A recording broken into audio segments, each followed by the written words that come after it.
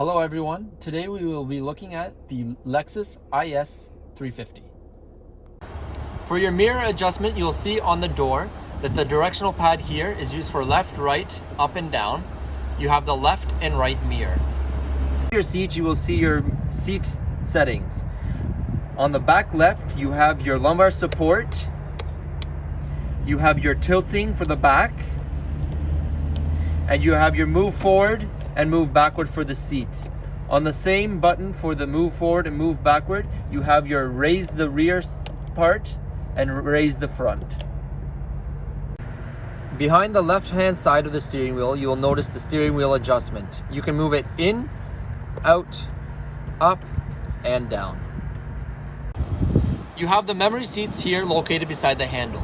You have 3 memory seats. When ready to set, you can press set and the number you'd like. A reminder that it saves your mirror adjustments, seat adjustments, and the steering wheel adjustments. To the left of the steering wheel, you have these 3 buttons here. The top left one is your automatic high beams. You can press it in to turn on. Beside it, you have the defrost for your windshield wipers. You can turn this on and it'll defrost the wiper blades. At the bottom, you have a 360 camera view. When you press this on the interface of your car, you will see a 360 camera. Down below, you can operate your hood and the trunk. Behind the left side of the steering wheel, you will notice your headlights. When put on auto, that means they will turn on and off automatically. You can pull them down to turn off, or you can turn them on manually by pressing up. On the left side of the steering wheel, you will have your volume control. The arrow buttons here are for your song select, previous and next. The mode is for your AM, FM, Bluetooth, and Sirius XM. When your phone is connected Bluetooth, you can pick up and hang up calls, and you can use the voice command for any navigation, Bluetooth, or radio settings. On the right-hand side, you have your directional pad. This here is to operate everything on the middle cluster to see all different trip information. Underneath, the left-hand button is to go to the main menu on the cluster menu. You also have a back button. This here is your lane tracking assist. What this does is when you're driving 50 kilometers or more, if you accidentally move into the other lane, it will vibrate the steering wheel and autocorrect you back into the middle. Your cruise control is located behind the steering wheel on the right side. To turn it on, you can press the button right here. When it's on and you have the speed that you want to set, you can pull down on the lever. If ever the setting is canceled and you want to restart, you can press up to resume. You also have an adaptive cruise control button up above. This will set a following distance between you and the person in front of you, meaning if they slow down, your car will slow down, and when they speed back up, so will yours. Notice the windshield wipers located behind the right-hand side of the steering wheel. When using it, just press up once to allow the windshield wipers to go once. The button on the side is for an auto, meaning that when it starts to rain or snow, the wipers will go automatically. Bringing the stick down will make the windshield wipers go manually. Press up to turn them off. For your climate control, you will notice it in the middle of the dash. You can turn it on by pressing auto. You will see your 2 temperatures left and right for the driver and passenger side. You can adjust the temperatures here. You can also slide your finger for a faster and smoother temperature adjustment.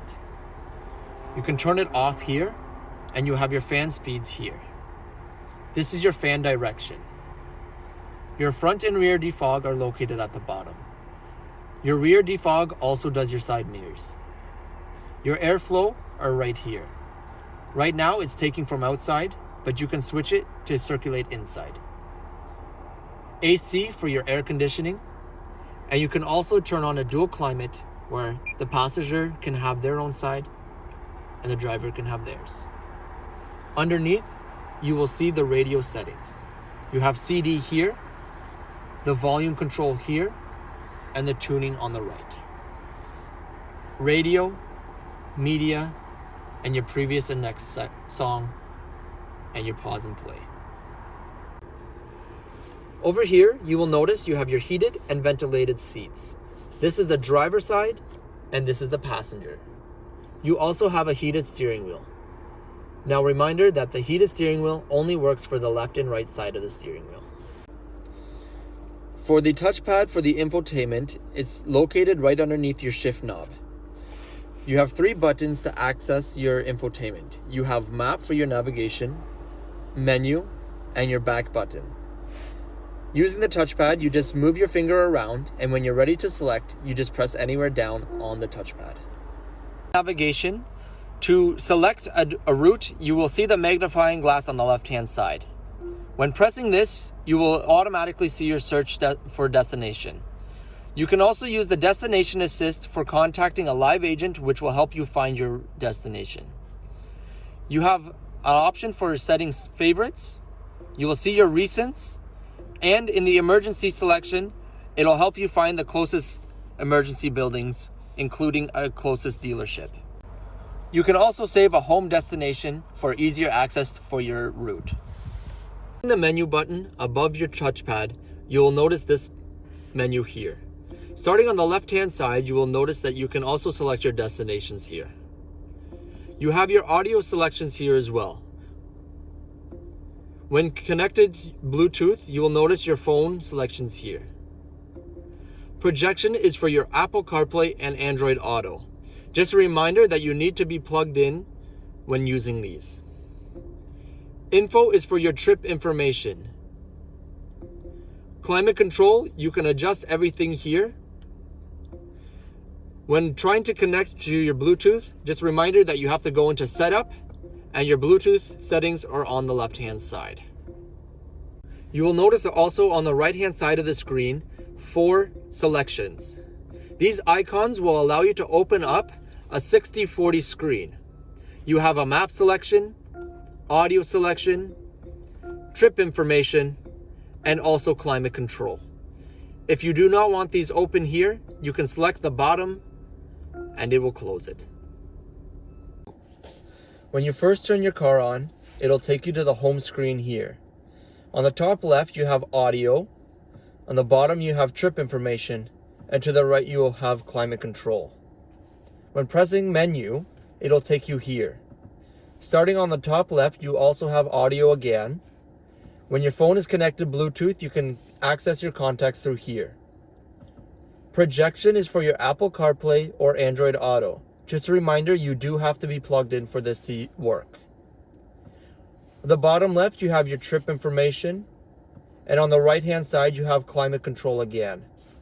When wanting to connect your phone Bluetooth, you can go through setup. And on the left-hand side, you'll notice Bluetooth. To the right of the shift knob, you have your driving modes. If you turn this dial to the left, you'll go into eco. It'll allow you to save more gas.